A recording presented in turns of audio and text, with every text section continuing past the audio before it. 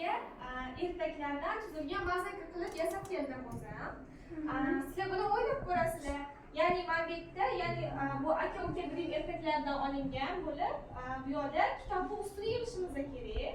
Mana bu kitobning rasmi va mana bu yerda buni xuddi shuni kesilgan qisqartirilgan mozaikalar bor. Sizlarga vazifa mana shuni guruh bo'lamiz, hozir 3 ta guruhga bo'linib olib, yig'ib berasizlar menga.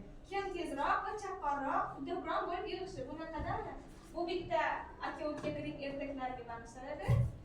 Va to'g'ri, bunisi Zumrad va Qimmat. Mana bu bitta shpatorkasi turibdi. Sizlar mana shunga moslashtirib, mana bu yerdagilarni yig'ib berasizlar. Mozaika yig'ishni yaxshi ko'rasizlar.